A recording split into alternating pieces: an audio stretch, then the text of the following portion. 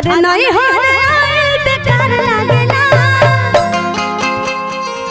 अरे भौजी सुनो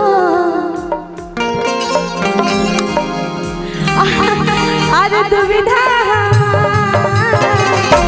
एने हमर भाई लोग के जीव लटपटावत रहे हैं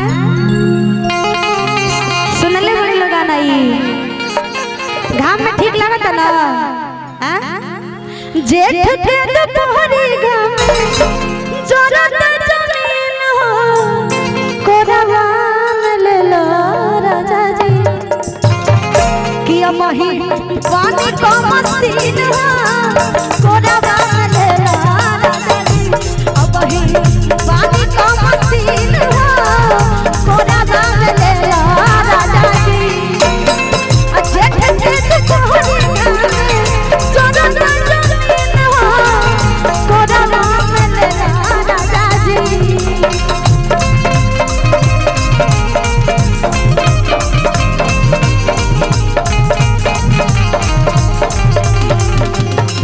जेठ के दोपहरी घाम जोरत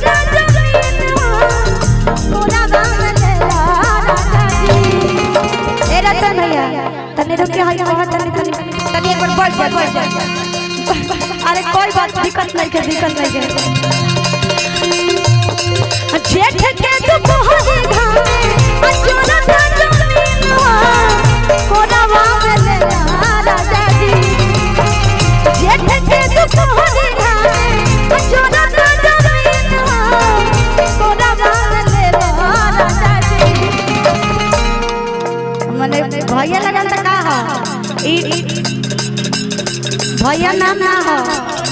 होली में केहू कुछ ना चिनेला आ मंच पे कलाकार के कोनो रिश्ता रहबे ना करेला हां मंच पे कोई कलाकार का रिश्ता नहीं होता है मैं बोल रही हूँ सब लोग हैं इस मंच पे सबसे यही करेंगे तो क्या कर पाएंगे बताइए रंजीत भैया भैया बोल रहे हैं लेकिन आप इधर आइए पटना से चलाता दवाई है हिट गाने दिए हैं इन्होंने अब क्या बताया जाए कब पहुंचे हैं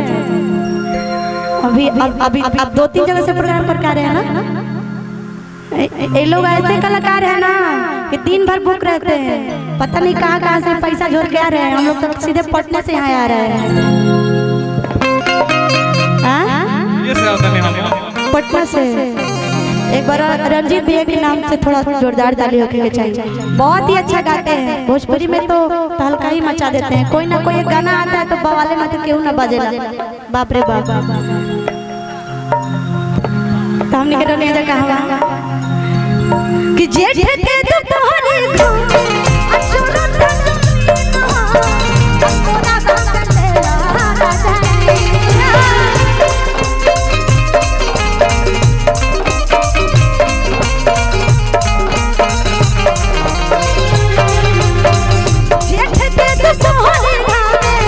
जोरत जमीन हो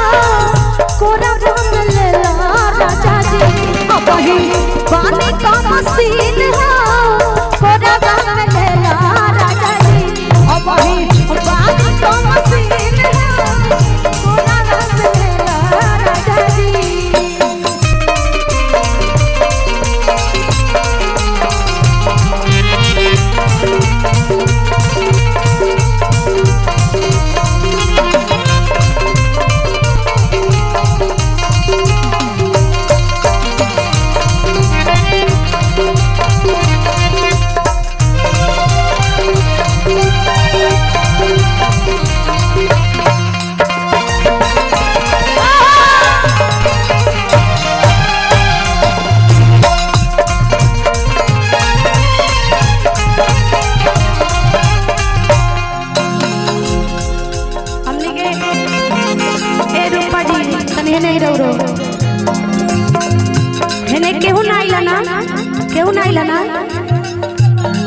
तेने काहे के सुतल बड़लो होने आके चल लो सब लोग कुर्सी पर बैठल बा